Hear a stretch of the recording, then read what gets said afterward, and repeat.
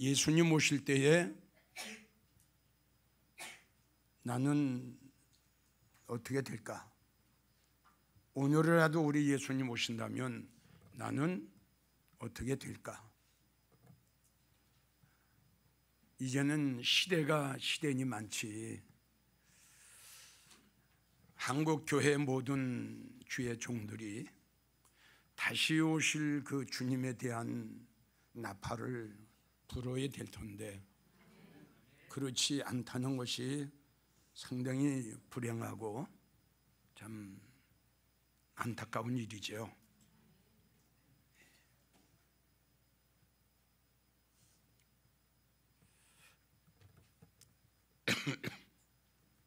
오늘 본문의 말씀을 또 보면은 그때에 두 사람이 밭에서 일을 하다가 한 사람은 데려감을 당했고 두 여인이 매를 갈고 있다가 한 여인은 데려감을 당하고 한 여인은 버려둠을 당했죠.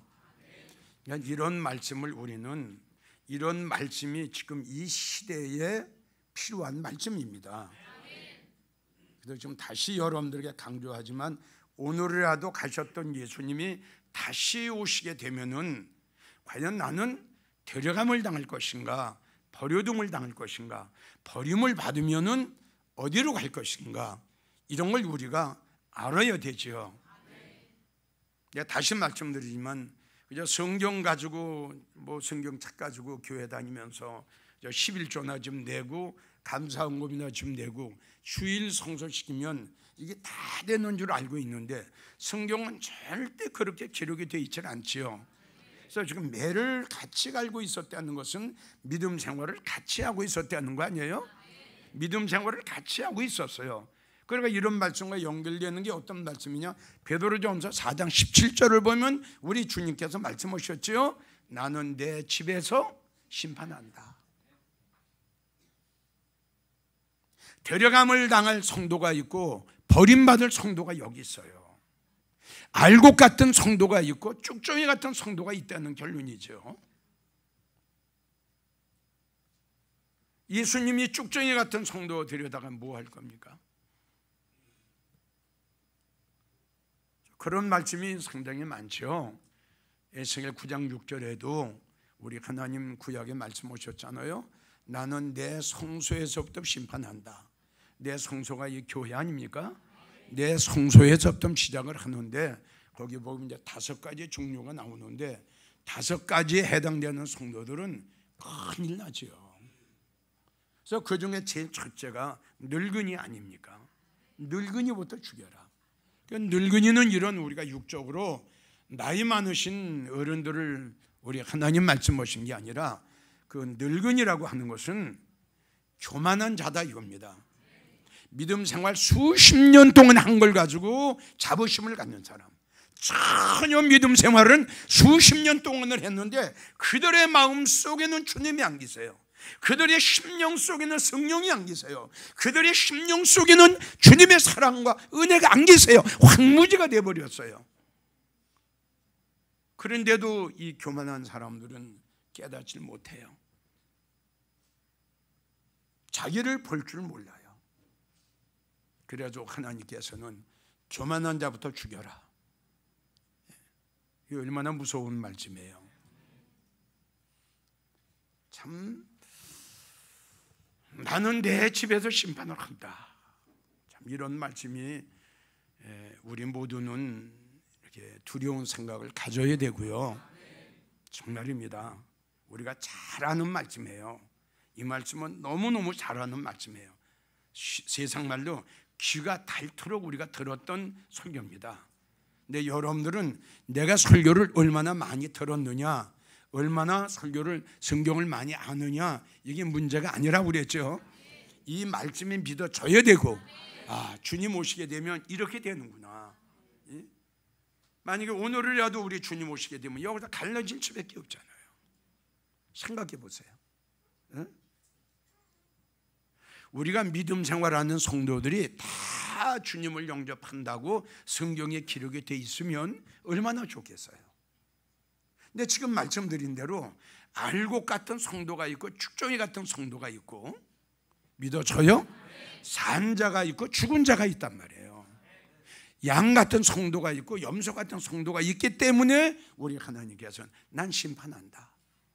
내가 원하는 것은 양이지 염소를 원하는 건 아니다. 내가 원하는 것은 살아있는 성도지 죽은 성도를 원하는 건 아니야. 내가 원하는 것은 알곡이지 쭉정이 내가 원하는 건 아니야. 그런데 내 집에 내 성소에 염소가 있고 쭉정이가 있고 죽은 자가 있구나. 난 그것을 가릴 수밖에 없다. 오늘 저녁에 우리 예수님 오시면은 나는 어떻게 될 것이냐 이겁니다. 이 문제를 놓고 여러분들이 우리 모두 고민해야 됩니다. 탐험하면 안 됩니다. 나 될 거야. 주님 오시면 나 주님이 데려가실 거야. 큰일 나죠. 그런 생각을 했다면 큰일 나죠. 정말 이 말씀을 가지고 고민해 봐야 돼요. 다시 강조하지만 오늘 주님이 딱 오시면 내가 어떻게 될까? 그리고 나를 바라봐야죠. 어떻게 될까? 버림받을까? 예수님이 나를 데려가실까? 만약에 버림받는다면 여러분들은 누구보다도 더 잘합니다. 잔혹한 환난 속에 들어갈 수밖에 없잖아요. 거기에 들어가서 어떻게 주님을 시인합니까? 우리는 여기서 산 순교를 해야 됩니다. 여기서 죽어야 됩니다. 바울처럼 말이죠. 나는 날마다 죽는다. 갈라디아 5장 24절 주님 말씀하셨죠. 너의 정을 그리고 너의 욕심을 십자가에 못 박아라. 그래야 너 구원받게 되지. 네 마음속에 혈기, 분노, 시기, 질투, 교만 이거 있어가지고 내가 너를 영접할 수 있겠냐? 응? 우리 주님 말씀하셨죠? 정과 욕심을 십자가에 못 박아라. 이게 여러분 뭐야? 이게 산순교야. 예? 그 십자가에 지고 있는 그 고통 한번 상상해 보세요. 우리도 나를 믿음의 사람으로 만들기 위해서 이러한 십자가의 고난과 고통을 우리도 당해야 된다 이겁니다. 나를 믿음의 사람으로 만들기 위해서 바울그랬죠. 나는 내 몸을 친다. 나는 날마다 그게 산순교야. 정말 여러분들이 주님이 오심에 가까운 것을 믿어지면 정말 주님 오실 날이 가까웠구나. 이 세상에 일어나는 모든 징조를 봐서 주님 오실 날이 정말 가까웠구나 믿어진다면 마음의 허리 동요해야 돼요. 그렇게 믿음 생활을 가지고 안 됩니다. 바꿔줘야지요. 예수 냄새 나야지요. 저는 참 걱정도 되고 그냥 근심도 됩니다. 과연 저렇게 변화가 안 돼가지고 오늘이라도 우리 예수님 오시게 되면 저 성도 어떻게 될까? 자, 주님 오실 때 버림받지 않으려면 제일 첫째, 때를 알고 그 시대에 맞는 설교를 들어야 됩니다.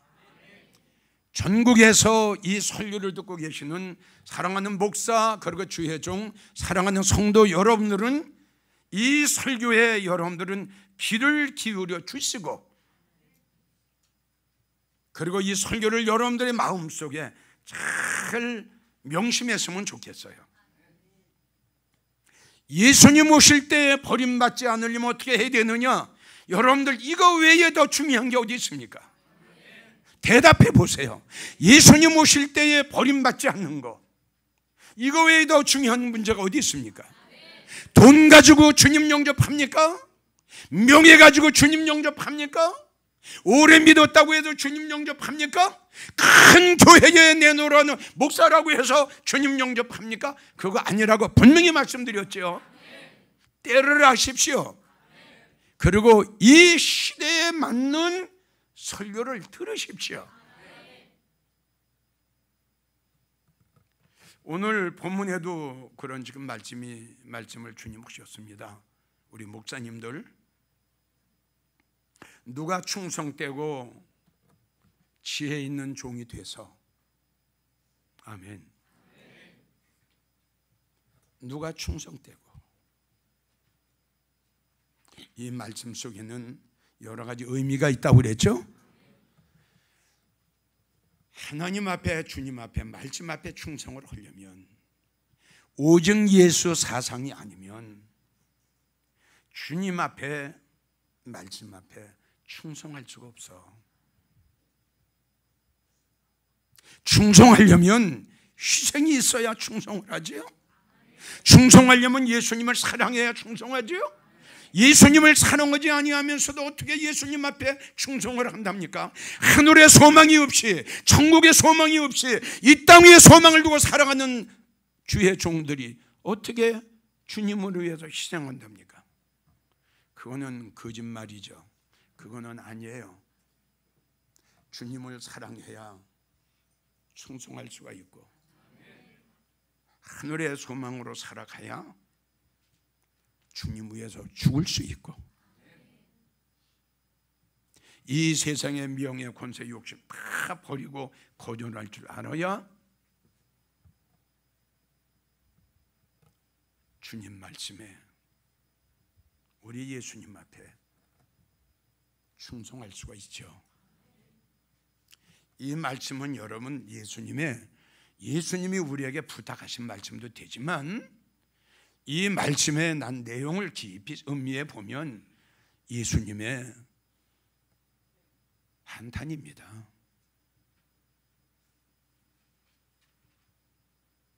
누가?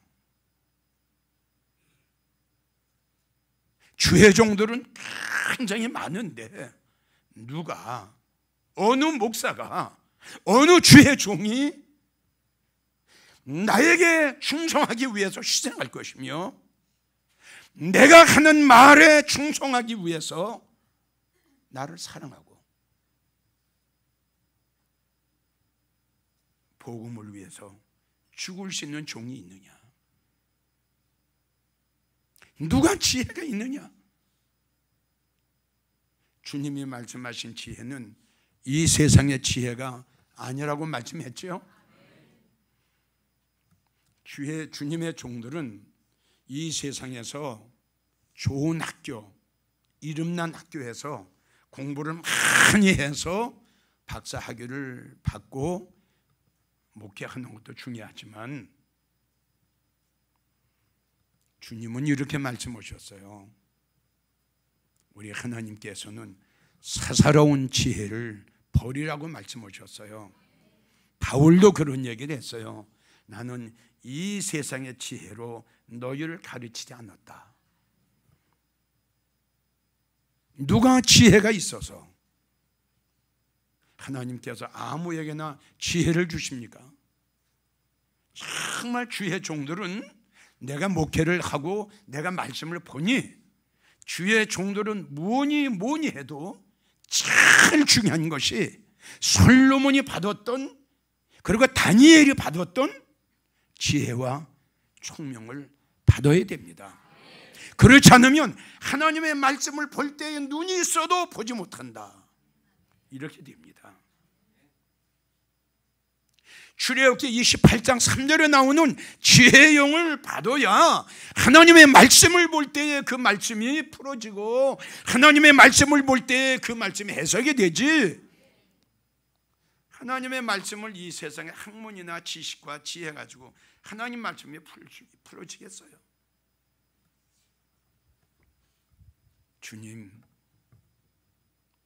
누가 충성되고 지혜 있는 종이 돼서 성도들에게 그 시대에 맞는 설교를 해줄 자가 누구냐?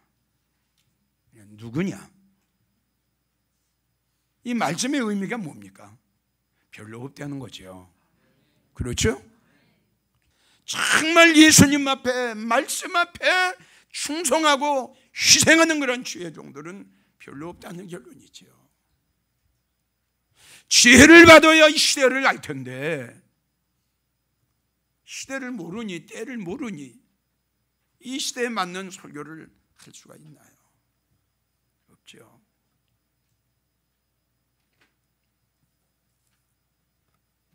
잠언 15장 23절을 보면 하나님 말씀하시기를 때에 맞는 말이 얼마나 축복이냐.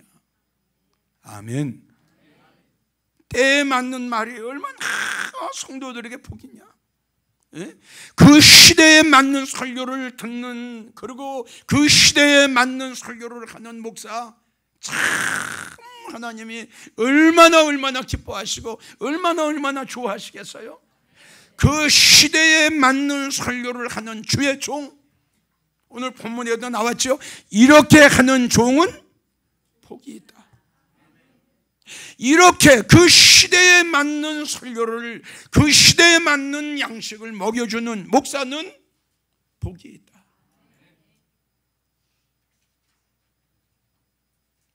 그런데 목사님들은 많은데 이 시대에 맞는 설교를 해주는 목사님들은 참 별로 없어요. 그리고 전도서 10장 17절을 보면 주님이 이렇게 말씀하셨어요. 마땅한 때에 먹는 성도들아, 너희는 참 복받았다. 마땅한 때에, 정말 마땅한 때에. 지금이 참 성도들이, 목사님들도 정말 이 시대에 맞는 말씀을 딱 성도들에게 줘야 되고, 성도들도 정말 마땅한 때에, 이 때에 우리가 들어야 되고, 우리가 먹어야 되고, 우리가 받아야 할 말씀이 있잖아요. 바로 이때란 말이에요. 이때, 바로 이때, 요때 우리가 살고 있는 이 시대에 우리가 들어야 할 설교가 있다는 거거든요. 마땅한 때에 먹는 이 나라요, 너희는 복이다. 지금 다시 강조하지만 우리 예수님 말씀하셨죠. 누가 충성되고 지혜 있는 종이 돼서 그 집 사람들을 맡아 그 시대에 맞는 설교를 해줄 자가 누구냐? 응? 우리 예수님 오실 때에 이렇게 하는 목사는 참 복이 있다. 아, 얼마나 멋있습니까? 응? 성도님들도 이젠 정신 차려서 부자 되는 설교 이제 그만 들으세요. 잘 사는 설교 이제 그만 들으세요. 그리고 다른 소리에, 다른 설교에 귀를 기울이세요. 지금 분명히 여러분들에게 소개를 했잖아요. 마땅한 때에 먹는 이 나라여, 너는 복이 있다 말씀하셨잖아요. 주님 오실 때에 버림받지 않으려면 사랑하는 성도 여러분, 이 시대를 아셔야 되고 이 시대에 맞는 꼴을 먹어야 됩니다. 자, 24장 1절부터 쭉 나오면 베드로, 요한, 야고보, 안드레가 감난산에 앉아 계신 주님을 찾아가지 않습니까? 목사님들 이거 잘 알고 계시잖아요. 자, 그래서 이 네 제자가 예수님 앞에 첫 번째 물은 게 뭡니까? 예수님, 세상 끝날에, 즉 마지막 때에는 이 땅에 무슨 일들이 벌어지고 무슨 징조가 일어납니까? 목사님들 얼마나 정확하게 우리가 궁금했던 것을 이 네 제자가 물었습니까? 아마 나도 예수님을 만났다면 그렇게 물을 겁니다. 예수님, 마지막 때에는 이 세상에 무슨 일들이 일어납니까? 나도 물었을 거예요. 정말 나도 물었을 거예요. 그런데 네 제자가 벌써 예수님 앞에 물었어요. 그 물음에 답변한 것이 마태복음 4장으로 넘어가면, 4절로 넘어가면 사람의 미혹을 조심해라. 싹군 목자, 거짓 목자, 여우 같은 목자, 성도들 곁길로 끌고 가는 못된 목자, 내 말을 제 마음대로 풀고 해석하는 거짓 증인들 많이 나와서 택한 백성까지, 내가 특별히 사랑하는 나의 택한 백성까지 미혹하려고 할 거다. 보세요. 싹군 목자 얼마나 많아요? 거짓 목자 얼마나 많아요? 얼마나 많아요 지금. 하나님의 단을 더럽히는 목자, 우상을 섬기는 자들을 데려다가 하나님의 단을 더럽히고 망가뜨리는 목자, 성도들을 데리고 절에 가서 부처에게 절을 하게 하는 목자. 보세요 여러분, 주님은 벌써 마지막 때에 이러한 일들이 일어날 아셨기 때문에 사람 조심해라. 이사야 3장 12절, 너희를 인도하는 자들이 너희를 미혹해. 무서운 말이에요. 너무 불행한 말이에요. 이사야 9장 16절, 너희를 인도하는 자들이 너희를 유혹할 것이다. 고린도후서 6장 16절, 하나님의 성경과 우상은 하나가 될 수 없다. 하나가 되기로 결정을 받잖아요. 시대가 여기까지 왔죠. 예수님이 예언한 것이 100% 맞았어요. 그리고 두 번째, 왜 주님 오실 날이 가까웠느냐고요? 또 제자들이 두 번째 예수께 물어 가라사대 주의 임하심에는 무슨 징조가 있습니까? 주의 임하심에는, 주님이 다시 오실 때에는 무슨 징조가 있습니까? 이 물음에 답하는 것이 마태복음 24장도 기록이 됐죠. 무화과 나무의 비유를 배우라. 무화과 나무의 가지가 연하여 지고 잎사귀를 내면 여름이 가까운 줄을 아나니, 이런 일이 일어나는 것을 보거든, 할렐루야, 너희 주가 곧 문 앞에 이른 줄 알라. 목사님들, 무화과 나무의 비유를 목사님들은 어떻게 비유를 하시고 어떻게 생각을 하십니까? 무화과 나무를 뭘로 생각하십니까? 성경에 해석이 됐죠. 무화과 나무는 이스라엘 백성들, 가지가 연하여졌다는 것은 예수님을 배척했던 유대인들이 주님을 영접하는 것, 믿어져요? 한마디로 이스라엘의 복음 아닙니까? 이스라엘 연락을 해보세요. 지금 이스라엘이 얼마나 무섭게 지금 회복돼 가고 있는가. 그래서 나는 예수님이 감난산에서 두 가지 말씀한 것이 적중이 됐기 때문에 주님 곧 오신다 라고 이야기하는 겁니다. 예수님이 감난산에서 이러이러한 징조가 일어나면 말씀하신 그 징조가 이루어졌기 때문에 난 자신 있게 주님 오실 날이 가까웠다, 막연하게 말을 하는 건 아닙니다. 그래서 예수님 오실 때 버림받지 않으려면 때를 알아야 되고 그 시대에 맞는 설교를 해야 되고, 그리고 성도들은 그 시대에 맞는 설교를 들어야지요. 사랑하는 성도 여러분, 다시 한번 강조합니다. 이제 부자 되는 설교, 축복의 설교 지겹지 않습니까? 그만 들으세요.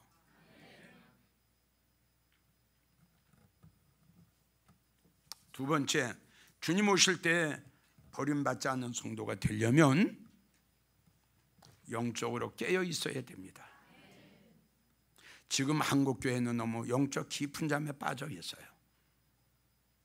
영적으로 잠이 들면 첫째,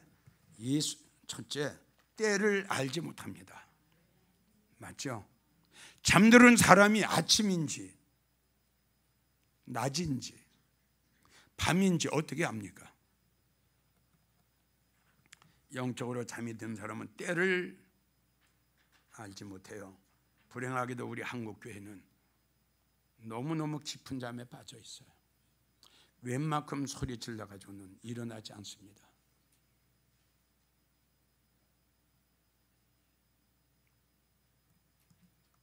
영적으로 잠이 들면 두 번째, 예수님과 멀어지고 예배와 멀어집니다. 믿어지면 아멘 하시죠. 지금 한국교회 텅텅 비어 있는 거 보세요.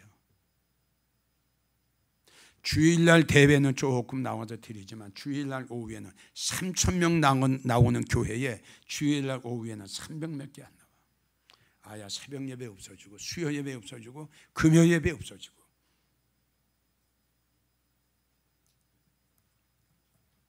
세 번째, 영적으로 잠이 들면 영적 무감각 상태에 이르게 돼요.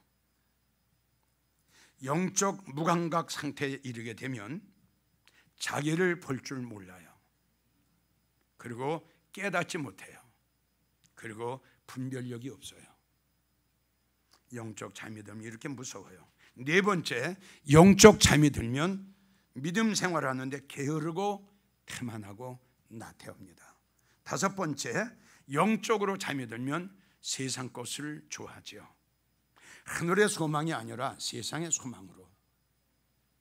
여섯 번째, 영적으로 잠이 들면 자기가 무엇을 지금 도적맞았는지, 자기가 지금 무엇을 잃고 있는지 알지 못해요. 일곱 번째, 영적으로 잠이 들어 있으면 주님 오실 때 버림받습니다. 마태복음 24장 본문의 말씀 42절, 깨어있으라. 어느 날에 너희 주가 임할는지 알지 못한다. 깨어있으라. 요한계시록 16장 15절, 내가 도적같이 너희에게 임하리니 할렐루야. 자기 옷을 지켜 벌거벗거지 아니하며 자기의 부끄러움을 보이지 아니하는 자가 복이 있도다. 깨어있으세요. 자, 마지막 세 번째, 주님 오시는 날 버림받지 않으려면 예비하고 있으세요. 본문의 말씀, 예비하고 있으라. 생각지 않은 때에 인자가 오리라. 마태복음 25장 10절, 신랑이로다 하며 예비하였던 자들은 신랑과 함께 혼인잔치에 들어가고 문은 닫힌지라. 우리가 마태복음 25장을 보면 잘 알죠. 10처녀가 신랑 예수님을 기다렸어요. 이거는 아마 우리 영광교회 성도들에게 주신 말씀이에요. 10처녀가 들림받기를 원했고 10처녀가 신랑 예수님을 기다렸어요. 그런데 지혜롭게 믿음 생활을 한 성도는, 예비한 성도는 신랑과 함께 혼인잔치에 들어가고, 미련했다, 미련한 다저처녀, 미련하게 신앙생활을 했다. 등불이 꺼져가는 걸 알지 못했다. 자기 믿음이 떨어지고 성령에 소멸되고 은혜가 쏟은 것을 몰랐다. 그런데도 그걸 깨닫지 못하고 나는 될 거야, 나도 될 거야, 착각 속에 있었죠. 앞으로 오시는 주님도 예비한 성도들만 주님을 영접하게 될 겁니다. 갈라디아 6장 3절, 아무것도 되지도 못하고 된 줄로 생각하는 자는 스스로 속는 자다. 설교를 마치면서 여러분들에게 강조하고 부탁합니다. 정말 예수님 언제 오실지 아무도 모릅니다. 예수님이 언제 오실지 아는 사람 한 사람도 없습니다. 또 알려고 해서도 안 됩니다. 그러나 지금 말씀드린 대로 우리가 왜 주님 오실 날이 가까웠느냐고 한다면 주님이 예언하신 그러한 징조들이 일어났기 때문에 우리는 준비해야 돼요. 우리는 깨어 있어야 돼요. 징조가 일어났기 때문에 이러한 일들이 일어나는 것을 보거든 너희 주가 곧 문 앞에 이를 줄 알라. 예수님이 감난산에서 말씀하신 이 예언이 이루어졌는데 어떡할 겁니까? 안 믿을 수가 없잖아요. 천지는 없어 저도 하나님이 하신 말씀은 없어지지 않는다고 그래요. 부디 같이 동역하는 우리 목사님들은 충성되고 지혜 있는 목사님들이 돼서 이제부터 성도들에게 그 시대에 맞는 꼴을 먹여주시고 다시 오실 그 주님을 영접하기 위해서 영적으로 잠들지 않도록 깨워주시고, 그리고 아름다운 신부 될 수 있도록 최선을 다해 성도들 양육시켜 주시고 신부단장 시켜 주시기를 간곡하게 부탁드리고, 성도들은 이제는 하늘의 소망으로 살아가며 다시 오실 그 주님을 영접하기 위해서 최선을 다해 노아의 8식구처럼 방주 짓고 신부단장하는데 최선을 다하는 여러분들이 되시기를 주님의 이름으로 축원합니다. 감사하신 예수님, 부족한 종이 오늘도 안타까운 마음으로 외쳤습니다. 무엇보다도 오늘 이 자리에 앉아있는 사랑하는 주의 성도들이 이 설교를 잘 들어야 되고 마태복음 25장 미련한 자 그도 주님을 기다렸지요. 미련한 자 그도 들림받기를 원했지요. 미련하게 믿음 생활을 했기 때문에 예수님 오실 때 주님 영접하지 못했습니다. 오늘 주님 오시면 나 영접할 수 있을까? 항상 생각하면서 신부단장 잘 했다가 주님 영접하는 복된 성도들이 다 되게 해 주시옵소서.